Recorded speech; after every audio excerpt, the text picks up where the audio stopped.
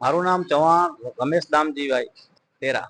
આજે તારીખ 12/7/2026 ને આપણે રવિવારના આજે અમારી સમાજ ત્યાં નખત્રાણા મુકામે મળેલ અને આ સમાજમાં અમારા જે સભ્યો તેમજ આગેવાનોને નિમણૂક પત્રક આપેલ અને નિમણૂક પત્રક આપવાનો અમારો હેતુ એ છે કે અમારા જે સભ્યો છે, અમારા સભ્યોને કોઈ પણ સમાજમાં કાંઈ પણ ક્યાં અવર જવર માટે ક્યાં મુશ્કેલી ન થાય, બરોબર, અને કોઈ સરકારી લાભથી કાંઈ કે એમને સભ્યોને મળે એટલા માટે અમે આમ લોકોને નિમણૂક પત્રક આપી અને પ્રોત્સાહિત કરેલ છે. અમે ખરેખર અમારા તો એક અબડાસા કચ્છ વાલ્મીકી સમાજના જે મહિલા બેન તરીકે જે અમને નિમણૂક મળી છે ભાજપમાંથી કોષાધ્યક્ષ તરીકે, તો સમાજનું ખરેખર આ ગૌરવ ગણાય, ધન્યવાદને પાત્ર છે કે ખરેખર એમ નિમણૂક મળી બહુ સારું છે અને સમાજ બહુ ખુશ છે એના માટે.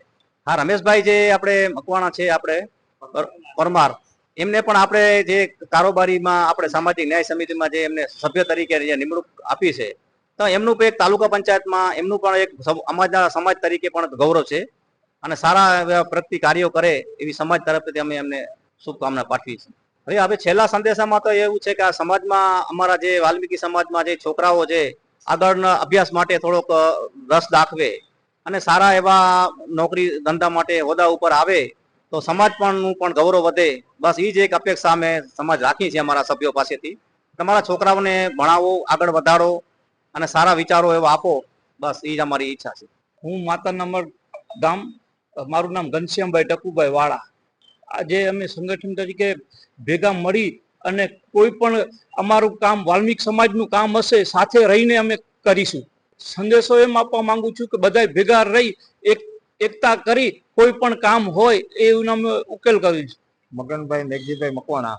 આજે પશ્ચિમ કચ્છ અબડાસા વાલ્મીકી સમાજના પ્રમુખ તરીકે એક જનરલ બોર્ડ બોલાવવામાં આવી. તેના પાછળનું કારણ એ હતો કે આજની તારીખમાં જેટલા મારા સભ્યો અને જેટલા મારા મેમ્બરો હતા એના માટે મારે એક નિમણૂક પત્ર બનાવેલા હતા.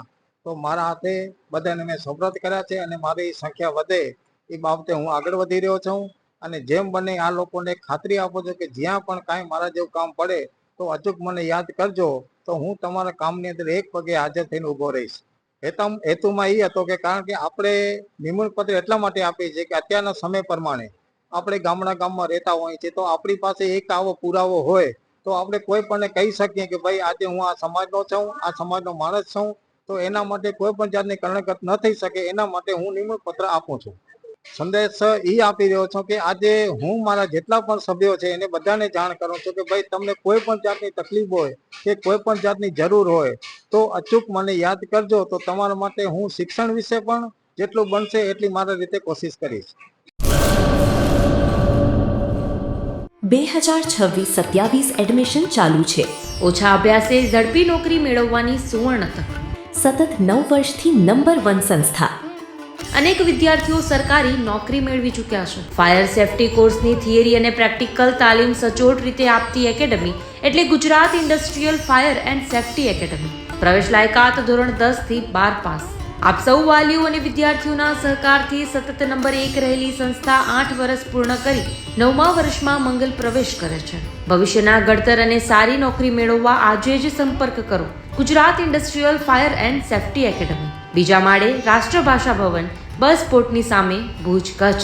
સંપર્ક 9737296001 8155030882.